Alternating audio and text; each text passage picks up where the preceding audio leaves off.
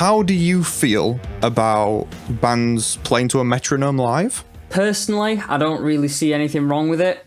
It does sort of strip away some of the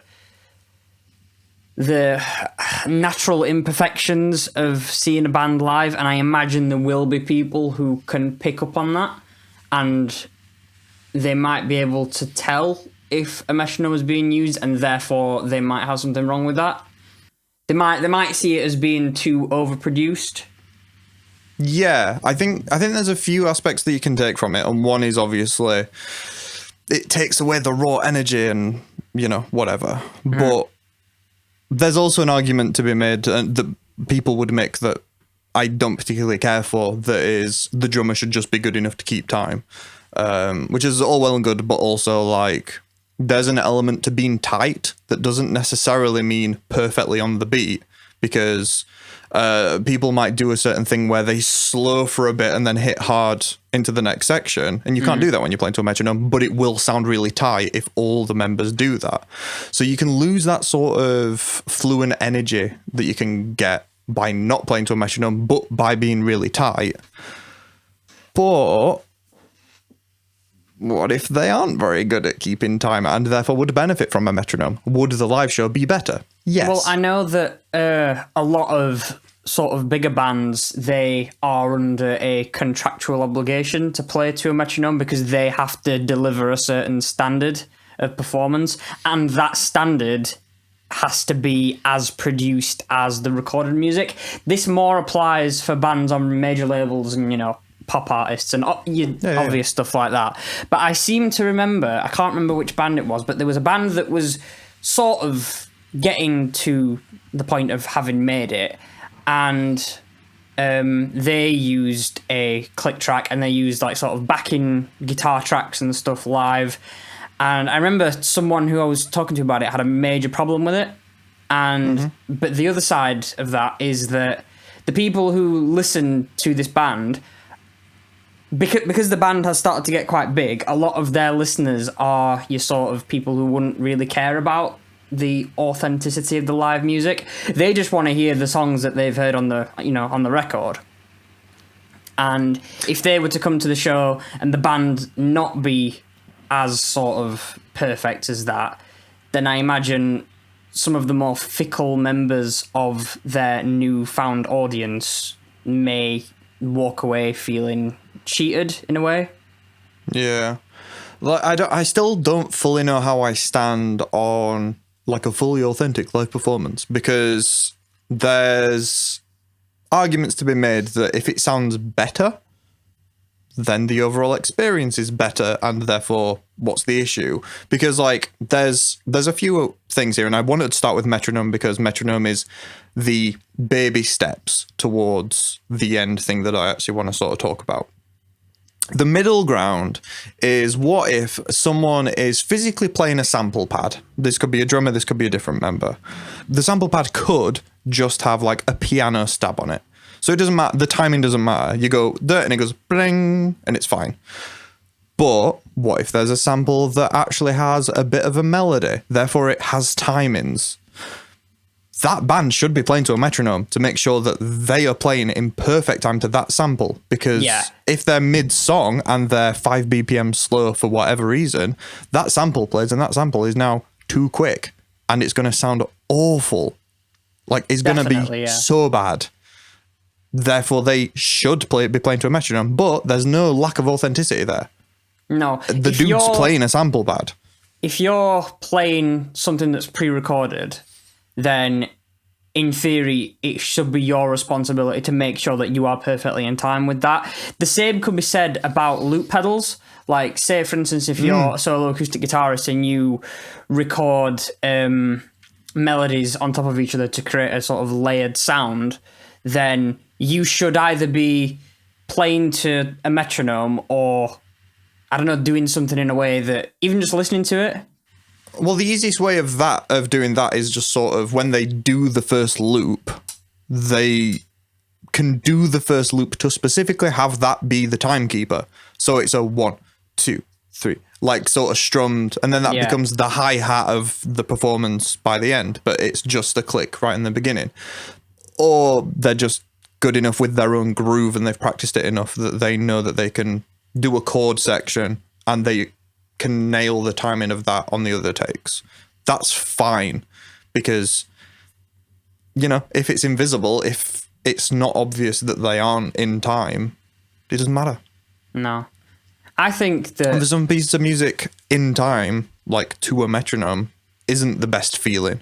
No, I'm a fan of when bands play songs faster live. Like that seems to be the case with a lot of styles of music, that, especially like heavier music, like when they play it live, it becomes faster because of the sort of energy that they've got. I'm a fan of that, and that is sometimes because they are not playing to a metronome or anything. But for me, I don't really care, provided the sound that I'm hearing is them, or provided the sound that I'm hearing is the people that I'm watching, that's great.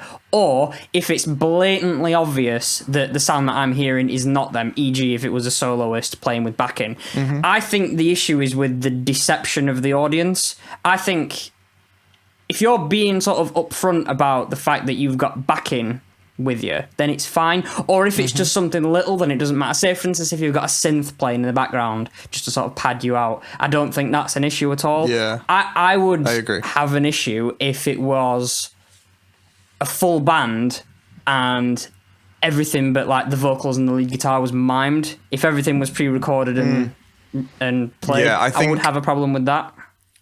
Yeah, there is obviously a line to be drawn there, and everyone will draw it in a different place. I think I agree with everything you said, in that if it's blatantly just lying because it's like, oh, I'm playing this thing. No, you aren't. It's the most extreme case of that I can think of is like Top of the Pops back in the day when it was fully mimed. Sometimes it was they'd got the instrumental track from the CD. The singer was doing it live because they were fine with that, apparently. And then nothing else was. It was just from the CD. Sometimes, and I don't know if this was just Top of the Pops later on, I'm sure that what they'd do is that they would have them play in the environment that they are going to be miming in, and they'd record that, and then they would play that back in the in-ears or stage monitors or whatever, so that they would be miming to themselves, but the producers had an assurance that it was going to be good because they could hear it in advance and get them to re-record it if, for whatever reason, it wasn't good. Yeah. So this ends up with like the quite funny things of Nirvana when they did Top of the Pops and they were told to mime. The track, the backing track, is the CD. It's the proper thing. But the mime, like them not miming the right things, they're just playing whatever, they're taking the piss on purpose to sabotage the show. But the vocal is live, so he's like and swallowing the mic and everything. And that made it to the final thing of Top of the Pops because he wasn't miming his vocals. But that was obviously a band that very much disliked the idea of miming, which it's hard to disagree with. It is lying. But then again, music videos exist. That's like true. Music videos are for a lot of bands, people performing to camera, and generally it's one camera that's shot a load of different angles. Therefore, they're miming, and no one has an issue with that. So there is, I suppose it's because a music video is blatantly, essentially a short film that's been made to accompany the music, whereas a live performance, if you're going to see a band, you expect to see them perform live. But with the Top of the Pops thing, I mean, if you think about the vast majority of artists that played on Top of the Pops, these are major label artists, and the people who sit behind these artists who, sort of plan out how they're going to look and how they're going to sound, they need that assurance that that performance is going to be watertight. They don't want to absolutely to risk anything. So that's sort of understandable. And I suppose Top of the Pops, in a way, reminds me sort of WWE a little bit, because when they first started, they sort of had the facade of, we're real. What we're doing here is really authentic and stuff. And as time went on, that gradually slipped. And by when Top of the Pops was at its sort of peak, everybody knew they were miming. No one pretended otherwise. That wasn't really an issue. And it wasn't an issue because the vast majority of the people that watched these artists on Top of the Pops they just didn't care. Because they don't care about authenticity of the live performance. And for the most part, the singers were live, and it's, for a lot of general audiences, it's the only really the singer that matters. How often have you recommended an artist to someone and they said, oh, what do they sing? It's not what songs do they have, it's what do they sing, because it doesn't matter about the music. And for a general audience, that's fine. It doesn't matter. If the issue is just with people who want it to be authentic and whatever, just go elsewhere, I guess. It doesn't matter, does it? Like, just find other artists. I don't think I care at all. Yeah, I like it when people kick off and sort of protest about it, because I think that's funny. Like when Nirvana did it, Muse did it, but I don't think it was Top of the Pops. They just swapped who was doing it. Yeah, that was like on some like European equivalent of Top of the Pops, I think. Yeah, no, you might be right. Yeah, that rings a bell. But it's funny. But it doesn't matter. It's fine. So that, I guess, comes to the final stage of this, which is just full proper backing tracks, but it's a band playing live. See, I think it's a case by case thing for actual backing tracks, because there are cases where backing tracks are being played live, but every member that you see on stage is also playing things that are audible. They just have the other elements that would be in the in the studio recorded album version. All the stuff they can't replicate live is being played through the speakers via like a laptop. Is that a worse I don't really see live an issue show? with that, I don't think. Yeah, but it's like, is that worse? Like, it might sound better, but also there is something to be said about having a proper nice live, like mistakes and all sort of show that you are stripping away. But some artists don't want a mistakes and all sort of show. I like seeing an artist have something mess up and watching them recover, or seeing how they deal with it. There's a band that we used to work with back when we were at the record label, and they're very good live. It's bad that I've already forgotten their name, but they were playing Tramlines, the festival that's in Sheffield, and the guitarist's pedal board just stopped making audio.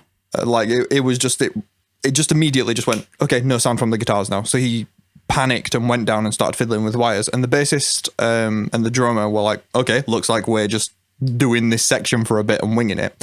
So the bassist kicked on the distortion pedal, so it was like it filled a lot more of the space. Obviously, the guitar was leaving, and he jumped on the bass amp and just started riffing while the drummer was just going mental. And for about 2 minutes, they were just messing around doing not a bass solo. It was just playing cool riffs and just, and it was really good. It was really, really good. And then because they were still playing the same song, the guitarist knew what they were playing. So when he'd fixed his stuff, he came in, they did a bit of a section, then they went back into that verse that they were doing.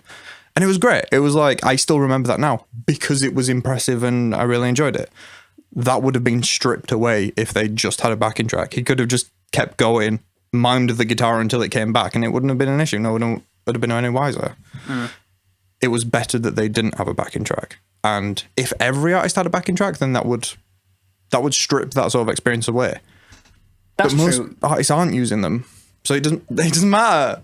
However, you appreciate seeing that because you are a performer. You know what it's like for shit to go wrong on stage, and you can appreciate the talent it takes to be able to recover like that.